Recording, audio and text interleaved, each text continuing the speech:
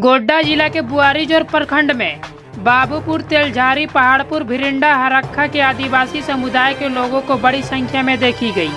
साथ ही बीजेपी के पूर्व विधायक ताला मरांडी की उपस्थिति देखी गई। ग्रामीणों के द्वारा बताया गया कि पिछले कई सालों से ईसीएल राजमहल परियोजना हमारे जमीन लेने की बात कर रही है, जो कि हम ग्रामीणों की सहमति नहीं है। आज प्रखंड अंचलाधिकारी से वार्ता के लिए आए हैं। बताया गया कि ईसीएल राजमहल परियोजना और बुआरीजोर प्रखंड के पदाधिकारी के मिली भगत से ग्रामीणों को दबाव डालकर बिना ग्राम सभा के फर्जी वंशावली चोरी चुपके बनवाया जा रहा है, जो इस बात को लेकर ग्रामीणों की नाराजगी देखी गई। उन्होंने पिछले वार्तालाप में ग्राम सभा की बैठक कर अंचलाधिकारी को आपत्ति जताने के बाद भी वंशावली बनाया जा रहा है। वहीं रवि कुमार सामाजिक कार्यकर्ता वार्तालाप में कुछ संवैधानिक बात भी उनके द्वारा कही गई और बताया गया कि अगर अंचलाधिकारियों के द्वारा फर्जी वंशावली पर रोकथाम नहीं किया गया तो उन पर कानूनी कार्रवाई के लिए हम लोग प्रदर्शन करेंगे। वहीं रवि ने बताया कि हम लोगों ने 3 बिंदु को लेकर चल रहे हैं। पहली बात, तेलझारी, पहाड़पुर, भिरिंडा, हरक्खा के लोग ईसीएल को जमीन देने के लिए सहमत नहीं है और इन गाँव के लोगों को अंचल से फर्जी वंशावली नहीं बनना चाहिए, ये हम ग्रामीणों की मांग है। दूसरी बात, जो हम ग्रामीणों को दबाव डालकर फर्जी वंशावली बना रहे हैं, इस पर रोकथाम किया जाए। और तीसरी बात, तेलझारी, पहाड़पुर, भिरिंडा, बाबूपुर ग्रामीणों का वंशावली बनाने के लिए अंचल कार्यालय से ग्राम सभा करने का आदेश निकलता है, उस आदेश को निकालना जल्द से जल्द बंद किया जाए। और रवि के द्वारा यह भी बताया गया कि अंचलाधिकारी के कानों तक बात पहुंचने के बाद भी हम लोग का बात नहीं सुने, लेकिन अब सुनना पड़ेगा क्योंकि हमारे पास संवैधानिक अधिकार है, भारत के संविधान है। लास्ट निर्णय ग्रामीणों के सहमति से हुई, जो कि किसी भी कीमत पर राजमहल परियोजना को जमीन नहीं देंगे। तेलझारी, हरक्खा, बाबूपुर के ग्रामीणों ने ग्राम सभा कर चुका है कि राजमहल परियोजना को जमीन नहीं देंगे। और होता क्या है कि ईसीएल मैनेजमेंट और अंचल का मिलीभगत से तथाकथित लोगों का वंशावली अंचल से निर्गत किया जाता है और उस वंशावली को निरस्त करने के लिए हम लोगों ने कई बार आपत्ति भी की है। तो आज हम लोग अफसोस में आकर के हम लोगों ने कुछ देर तक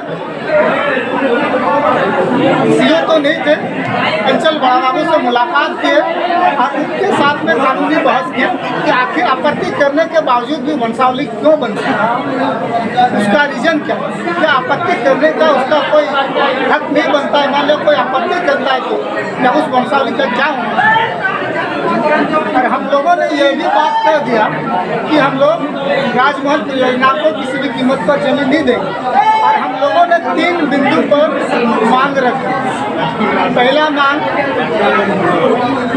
भिरिंडा, तेलझारी, पहाड़पुर, बाबूपुर, हरक्खा के ग्रामीणों का वंशावली नहीं बनना चाहिए अंचल कार्यालय से। ये ग्रामीणों का मांग है और इसके लिए हम लोगों ने ग्राम सभा भी कर चुका है। दूसरा मांग, तेलझारी मौजा के 2 से लेकर 21 जमाबंदी का जो वंशावली फर्जी वंशावली बन रहा है, उस वंशावली को अविलंब निरस्त किया जाए। तीसरा मांग, भिरिंडा, पहाड़पुर का ग्रामीणों का वंशावली बनाने के लिए अंचल कार्यालय से ग्राम सभा करने का आदेश निकलता है, उस आदेश को यथाशीघ्र बंद किया जाए क्योंकि हम लोग जमीन राजमहल परियोजना को नहीं दे रहे, राजमहल परियोजना को जमीन नहीं दे रहे और नहीं देंगे।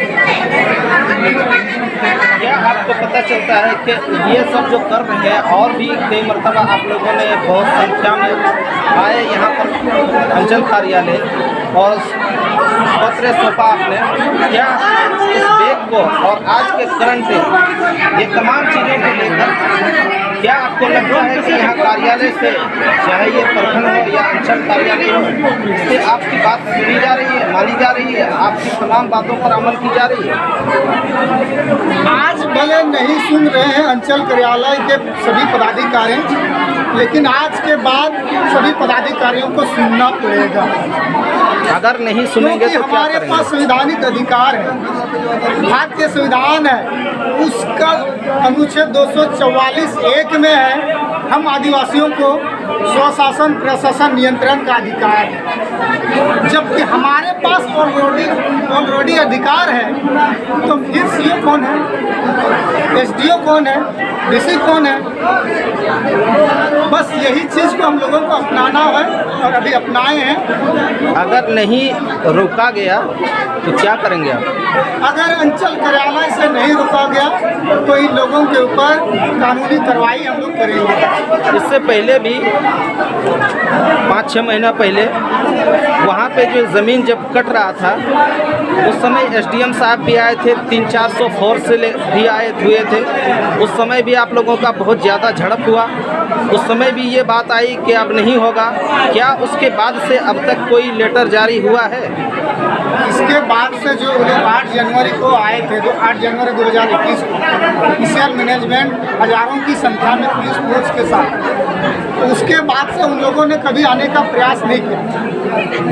दूसरी बात है कि अंचल कार्यालय से जो फर्जी वंशावली बनाने के लिए निर्गत किया जाता है, नोटिस निकाला जाता है, वही नोटिस को रद्द करने के लिए हम लोगों ने आज आए थे। और ये भी बात है कि कानून के दायरे में सब एक है, चाहे मुख्यमंत्री हो या प्रधानमंत्री, चाहे हम, भारतीय संविधान एक है और हम सभी एक हैं। लास्ट निर्णय आप लोगों का क्या है?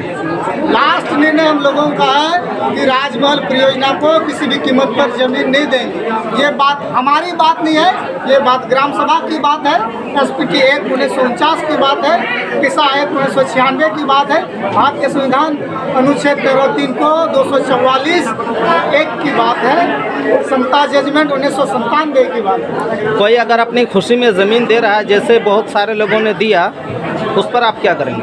उन लोगों ने खुशी में जमीन नहीं दिया। भारत जो 200 साल गुलाम रहा अंग्रेज के ज़माने में, क्या उन लोगों ने खुशी से गुलाम किया था? उन लोगों ने उस चीज़ को जाना पहचाना नहीं था। आज जो हमारे आगे जो बीत गया, हमारे भारत देश जो 200 साल गुलाम था, उसी का नतीजा